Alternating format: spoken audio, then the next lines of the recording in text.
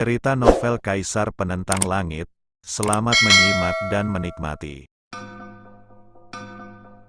Bab 2916. Gunung Wuyun, Zhou Wentong. Orang bereputasi tinggi ini benar-benar berpartisipasi dalam seleksi ini. Ilusi ini sungguh penuh dengan bakat. Begitu memasuki ilusi, semua praktisi merasa dunia berputar.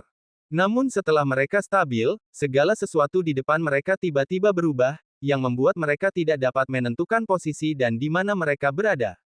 Ini adalah pegunungan yang luas dengan pepohonan kuno yang sangat aneh, dan di kejauhan terdengar auman binatang buas yang menggema di seluruh dunia. Hanya dari suara ini, dapat dipastikan bahwa ini pastilah binatang buas kuno setingkat kaisar.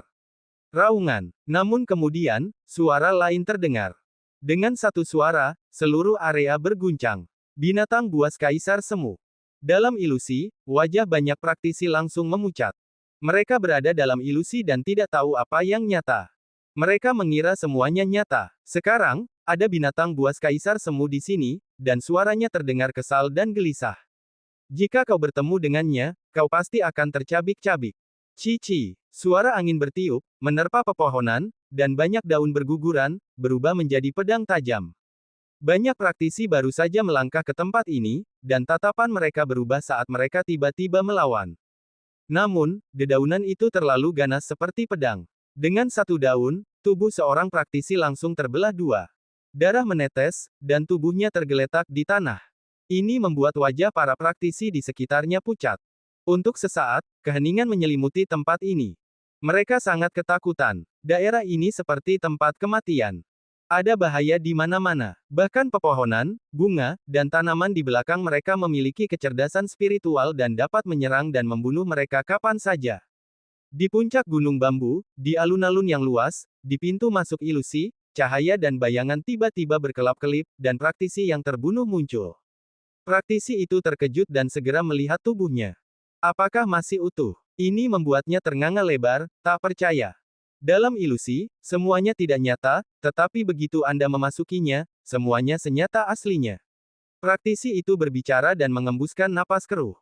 Meskipun ia tahu telah memasuki ilusi hutan bambu, segala sesuatu di sekitarnya terasa begitu nyata dan membuatnya bingung. Dihilangkan. Kemudian, suara tanpa emosi dari Diaken di alam Tianyuan terdengar. Sang kultivator menghela napas dan tahu bahwa ia tak akan pernah memiliki kesempatan untuk memasuki alam Tianyuan lagi, jadi ia pun pergi sambil mendesah. Di dalam ilusi hutan bambu, tubuh orang ini masih ada. Hal ini membuat banyak orang terkejut. Bagaimana kita keluar? Tidak ada petunjuk. Semua orang melangkah masuk dan langsung kebingungan. Dalam kehampaan, Zhu Tiandi dan yang lainnya menatap cermin dan mengamati ekspresi semua orang. Mereka terutama memandang Zhou Wentong dan yang lainnya. Sekarang, meskipun berada di area ini, Zhou Wentong masih tampak acuh tak acuh.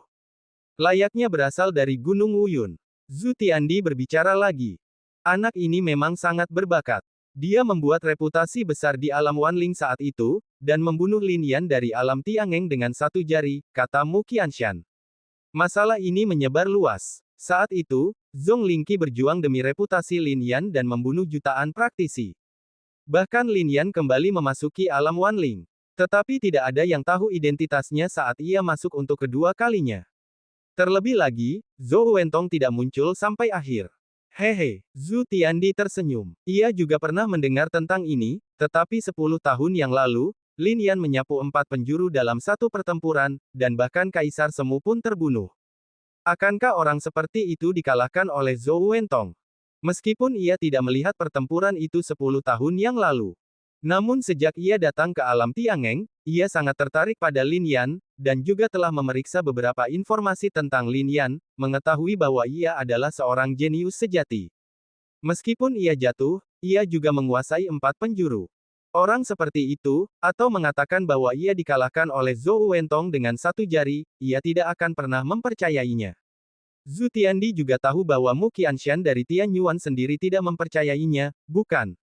Namun, sekarang Tianyuan ingin Zhou Wentong masuk. Maka, Tianyuan harus mengakui masalah ini. Selain itu, Tianyuan juga akan membiarkan para praktisi di dunia mengakui masalah ini. Bagaimanapun, semuanya mati tanpa bukti. Mu Qianshan dan Zhou Wentong menginjak mayat demi reputasi kebanggaan langit. Tak seorang pun akan mengungkapkan semua ini. Mungkin sejuta tahun kemudian, tak seorang pun akan tahu kebenarannya, dan mereka hanya akan percaya bahwa Zhou Wentong benar-benar membunuh Lin Yan dengan satu jari. Kemudian, mereka juga melihat praktisi lain. Liu Xin, Nan Wen, dan yang lainnya juga tampil dengan baik. Meskipun sedikit terkejut, mereka segera menenangkan diri. Namun, tidak seperti praktisi lain, Zhu Tiandi melirik Lin Yan. Orang ini terlalu mengejutkan Zhu Tiandi. Namun ia tak berkata apa-apa. Jenius, jenius sejati. Zhu Tiandi mendesah dalam hati. Ia melirik Mu Qianshan dan yang lainnya. Jika Lin Yan tak bisa memasuki pengadilan surgawi kali ini, Zhu Tiandi berharap Lin Yan bisa memasuki Zushan. Dalam ilusi, Lin Yan bertekad. Ia bisa merasakan bahwa semua ini tidak nyata. Semuanya palsu. Ia ada dalam ilusi. Mata surgawi terbuka dan tatapannya menyapu. Tubuh praktisi itu lenyap seketika, dan pepohonan serta rerumputan tua di sekitarnya berubah menjadi pasir kuning. Dan Lin Yan berada di sebuah rumah. Ini adalah ruang latihan di Zushan. Bisa dibilang dia telah keluar dari ilusi. Selama dia benar-benar keluar dari ruang latihan ini dan berdiri di puncak gunung bambu, dia akan menang. Wow, tanpa berkata apa-apa, Lin Yan tak ingin membuat keributan. Dengan sekali gerakan, dia langsung keluar dari ruang latihan ini. Dengan sekali gerakan, dia tiba di puncak gunung bambu. Aduh, sayang sekali. Ilusi ini awalnya diciptakan oleh Kaisar Bambu. Sekarang, mata semua orang tertuju pada Zhou Wen dan yang lainnya. Namun, mereka melihat Lin Yan telah menghilang dari ilusi, yang berarti Lin Yan telah keluar dari ilusi hutan bambu. Sesaat kemudian, sesosok tiba-tiba muncul di puncak gunung bambu. Hah! Saat sosok itu muncul, semua orang terkejut. Ini, para diaken di Tianyuan juga membelalakan mata mereka dan tak percaya. Terlalu cepat, seleksi baru saja dimulai, dan Lin Yan sudah muncul. Bahkan ekspresi Huoda pun dingin. Lin Yan, yang pertama keluar dari ilusi. Yang pertama, meskipun pengurus Tianyuan terkejut, ia menenangkan diri dan hendak berbicara. Dalam kehampaan, ekspresi Mu Qianshan membeku, orang-orang dari alam Tiangeng. Ia hanya mengucapkan suara ini, tetapi perlahan terdengar di puncak gunung bambu. Baik Lin Yan maupun praktisi lain, mereka semua mendengarnya dengan jelas. Pengurus Tianyuan segera mengerti, siapa di sini, silakan pergi dari sini. Pergi dari sini. Ketika kalimat ini keluar, wajah Lin Yan langsung muram.